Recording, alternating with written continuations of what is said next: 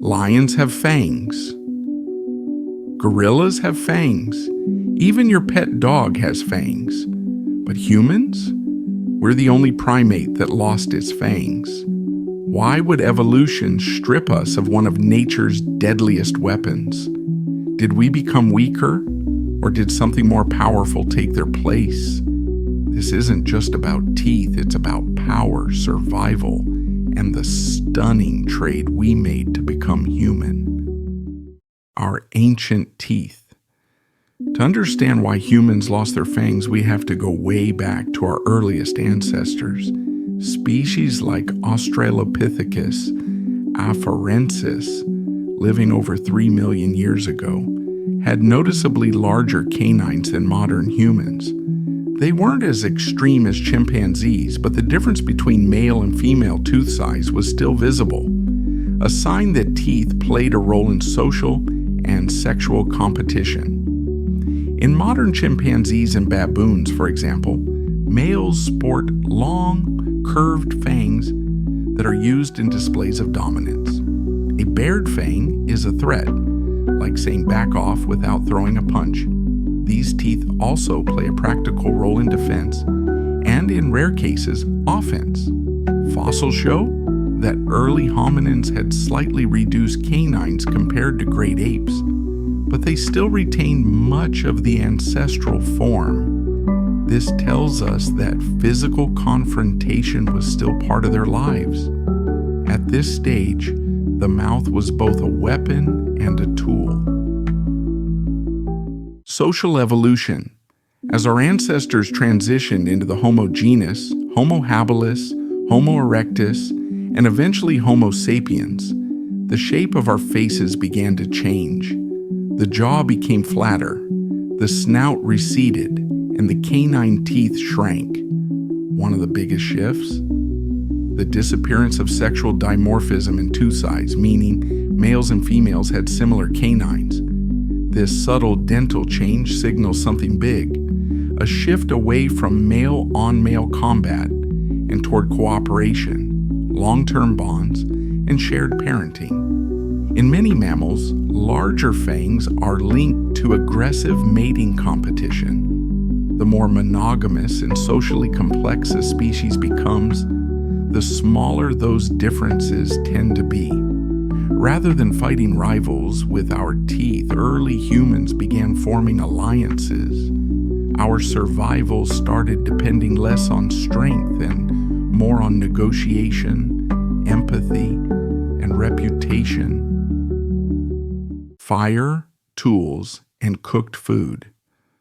When fire entered the picture, likely around 1 to 1.5 million years ago, it revolutionized everything. Cooking made food softer, easier to chew, and more digestible. This meant our jaws didn't need to be as large or as powerful. Teeth evolved accordingly. Before fire, our ancestors had to crush roots, tear raw meat, and chew for hours a day. But with fire, chewing time dropped, food safety increased, and calorie intake became more efficient. In essence, fire freed up the mouth from constant survival work. At the same time, stone tools became more advanced. Homo erectus, for example, crafted sharp hand axes that replaced teeth in processing meat and plant material. Why tear flesh with fangs when a blade can do it cleaner and faster? These innovations meant that the mouth was no longer our primary survival tool. The mechanical demands on our teeth decreased. Evolution began reshaping our face, literally shrinking our jaws, flattening our faces, and rounding out our skulls to make room for something else, a bigger brain. Language, the final blow. Perhaps the most overlooked factor in fang loss is the emergence of spoken language. To produce a wide range of vocal sounds, consonants, vowels, glides, we need precise control over our tongue, lips, and airflow. Huge canines interfere with articulation. They create gaps in bite alignment and alter tongue positioning. A flatter face with smaller canines, by contrast, gives more control over oral movements essential for clear speech. This shift had massive consequences. Language allowed for more than just information sharing. It enabled teaching, planning, storytelling, and social bonding. The more we relied on speech, the less we needed primal physical displays. Some anthropologists believe that fangs didn't just vanish as a side effect of diet, but were actively selected against as language and social cooperation took center stage in our evolutionary path. Are our canines truly gone? Here's the twist. Humans still have canines. They're just tiny. Take a look in the mirror. The pointy tooth next to your incisors, that's your canine. Its shape hints at its ancient role, but now it serves mostly cosmetic and mild chewing functions. In fact, human dental variation still includes rare cases of retained fang-like canines called cuspid retention. But these are anomalies, not evolutionary trends. Instead, the flat, squared, dental arc of humans is a symbol of how we transition from brawlers to thinkers. Could fangs ever return? Evolution is always active, and it doesn't move in a straight line. If humans somehow reverted to a more violent or raw meat-dependent lifestyle, natural selection might favor larger canines again. But let's be real. We now live in a world where physical aggression is often punished, not rewarded. Success depends on intelligence, persuasion, and emotional control.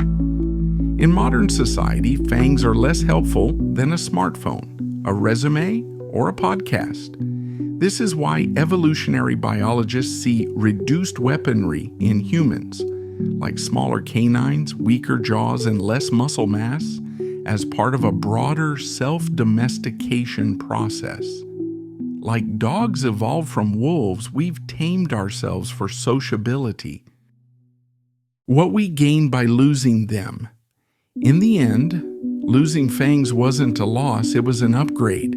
We exchanged physical intimidation for verbal persuasion. Instead of ripping and tearing, we learned to reason, collaborate, and innovate. Our ancestors gave up the fang and gained civilization. Think about it. Without small canines, our faces changed. Our ability to speak expanded.